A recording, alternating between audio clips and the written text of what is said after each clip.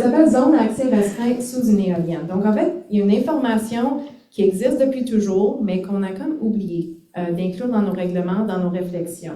Parce que ce qui arrive, c'est que, ben, vous l'avez peut-être entendu, il y a les éoliennes, ben, ça tourne vite, puis il y a des pales qui peuvent accumuler de la glace. Il y a des projections de glace, il y a des projections de débris qui peuvent avoir lieu, dépendant des conditions météorologiques, l'usure des pales et tout ça. Et ce qui est intéressant, ben, ce qui est très concret, c'est que la Fédération québécoise des municipalités et les fabricants d'éoliennes, il existe une formule mathématique pour calculer en fonction de la hauteur des éoliennes, la longueur des pales, le rayon de projection de glace. Donc, on voit ici, vraiment, on peut simplement prendre les informations d'une éolienne en question, puis on voit qu'il existe après ça un rayon de projection autour des éoliennes. Et quand on arrive avec des éoliennes de plus de 200 mètres, on parle d'un rayon d'au moins 400 mètres autour de l'éolienne où il y a un danger réel, reconnu par la Fédération québécoise des municipalités, reconnu par les fabricants.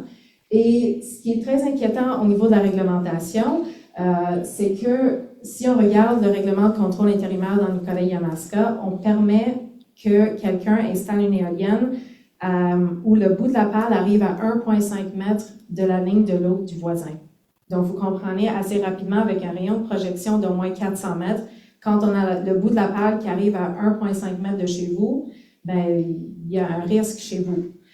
Et là où ça devient encore plus complexe puis plus préoccupant pour l'agriculture, c'est que les agriculteurs, ils ont souvent des employés. Et j'ai parlé à la CNESST la semaine passée pour leur poser la question, qui est responsable? Parce que là, on a une éolienne sur la terre de quelqu'un, puis à 2, 3, parfois 4 terrains plus loin, ben, on a un risque de projection. Ben, c'est l'employeur qui est toujours responsable.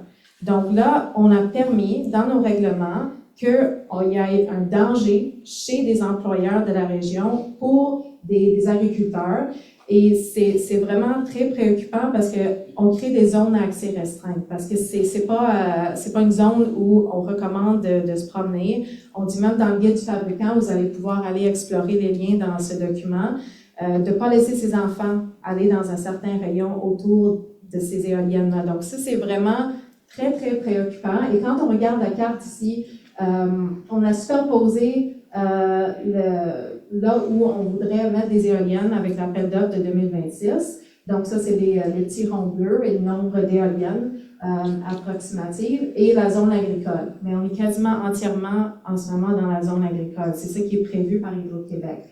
Et si on regarde, si on prend un chiffre rond, si on prend les éoliennes qu'on parle de 200 mètres de haut, on parle d'un rayon de 400 mètres, c'est un rayon, une zone accès restreint de 50 hectares. Donc là, si on veut installer 1000 éoliennes approximatives, c'est 50 000 hectares qui deviennent des zones à accès restreint en milieu agricole dynamique. Donc là, on a vraiment un gros problème avec les règlements municipaux, les règlements au niveau des MRC. Donc ça, c'est un document qui circule présentement, qui a été présenté dans différents MRC, que là, vous êtes au courant ce soir. Donc là, on ne pourra plus dire qu'on n'était pas au courant, mais c'est quelque chose qui doit être pris en compte. Donc, c'est pour ça que je vous en parle, parce que c'est vraiment très, très important qu'on en parle autant que possible pour que nos règlements reflètent la réalité, les dangers réels de ces machines industrielles, et que si on veut permettre ces choses-là en milieu habité, bien, on voit qu'il y a d'autres enjeux au-delà de ces rayons de 400 mètres, mais qu'on limite le danger chez la personne qui a consenti à accepter ce danger chez eux, pour leurs enfants, pour leurs employés, mais qu'on n'impose pas ce danger chez quelqu'un d'autre, puis c'est encore un déni de démocratie auquel on fait face. Mais voilà ce que je voulais vous dire. Donc, ça termine mon intervention. Merci pour votre écoute.